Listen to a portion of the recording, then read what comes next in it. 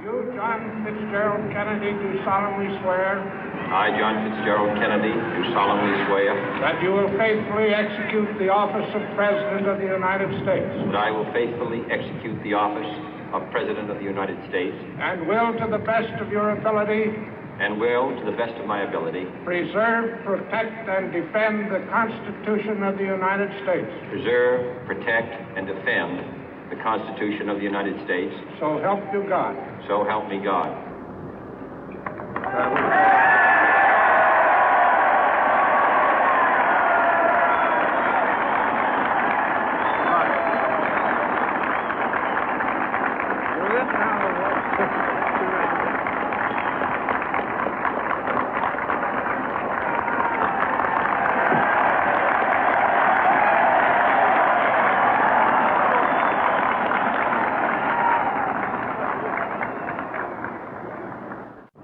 Vice President Johnson, Mr. Speaker, Mr. Chief Justice, President Eisenhower, Vice President Nixon, President Truman, Reverend clergy, fellow citizens. We observe today not a victory of party, but a celebration of freedom, symbolizing an end as well as a beginning, signifying renewal as well as change. For I have sworn before you and Almighty God the same solemn oath our forebears prescribed nearly a century and 3/4 ago. The world is very different now, for man holds in his mortal hands the power to abolish all forms of human poverty and all forms of human life. And yet the same revolutionary beliefs for which our forebears fought are still at issue around the globe. The belief that the rights of man come not from the generosity of the state, but from the hand of God. We dare not forget today that we are the heirs of that first revolution. Let the word go forth from this time and place to friend and foe alike that the torch has been passed to a new generation of Americans born in this century, tempered by war, disciplined by a hard and bitter peace, proud of our ancient heritage, and unwilling to witness or permit the slow undoing of those human rights to which this nation has always been committed and to which we are committed today at home and around the world.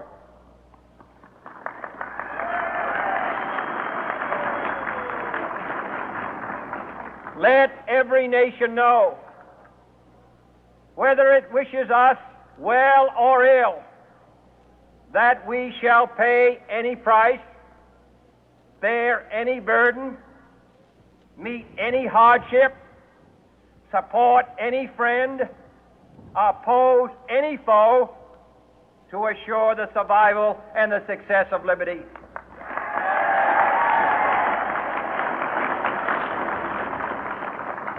This much we pledge and more. To those old allies whose cultural and spiritual origins we share, we pledge the loyalty of faithful friends.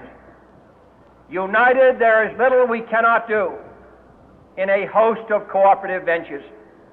Divided, there is little we can do, for we dare not meet a powerful challenge at odds and split asunder. To those new states whom we welcome to the ranks of the free, we pledge our word that one form of colonial control shall not have passed away, merely to be replaced by a far more iron tyranny. We shall not always expect to find them supporting our view, but we shall always hope to find them strongly supporting their own freedom, and to remember that in the past, those who foolishly sought power by riding the back of the tiger ended up inside.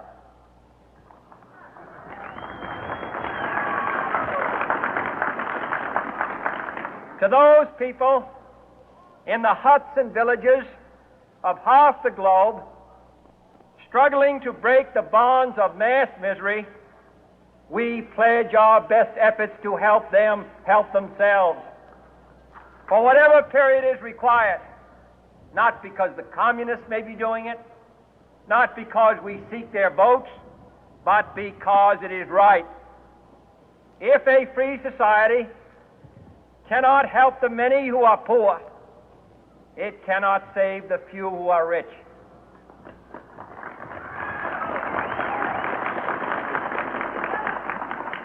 To our sister republics south of our border, we offer a special pledge to convert our good words into good deeds, in a new alliance for progress, to assist free men and free governments in casting off the chains of poverty.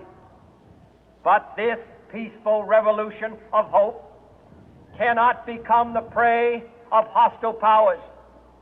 Let all our neighbors know that we shall join with them to oppose aggression or subversion anywhere in the Americas.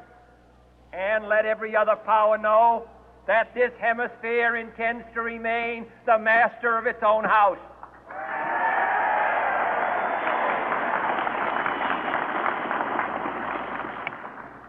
To that World Assembly of Sovereign States, the United Nations, our last best hope, in an age where the instruments of war have far outpaced the instruments of peace, we renew our pledge of support to prevent it from becoming merely a forum for invective, to strengthen its shield of the new and the weak, and to enlarge the area in which its writ may run.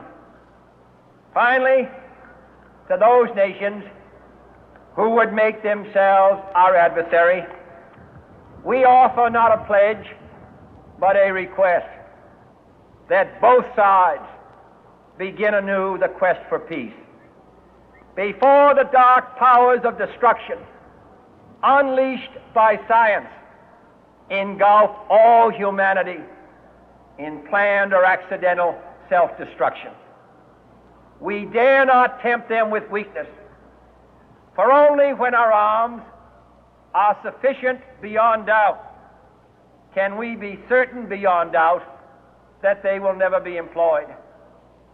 But neither can two great and powerful groups of nations take comfort from our present course, both sides overburdened by the cost of modern weapons, both rightly alarmed by the steady spread of the deadly atom, yet both racing to alter that uncertain balance of terror that stays the hand of mankind's final war. So let us begin anew, remembering on both sides that civility is not a sign of weakness, and sincerity is always subject to proof. Let us never negotiate out of fear, but let us never fear to negotiate.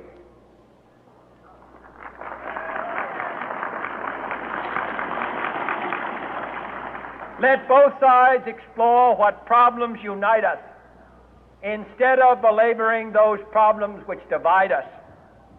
Let both sides, for the first time, formulate serious and precise proposals for the inspection and control of arms, and bring the absolute power to destroy other nations under the absolute control of all nations.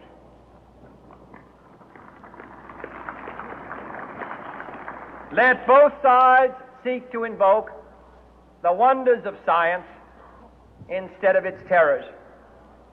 Together, let us explore the stars, conquer the deserts, eradicate disease, tap the ocean depth, and encourage the arts and commerce.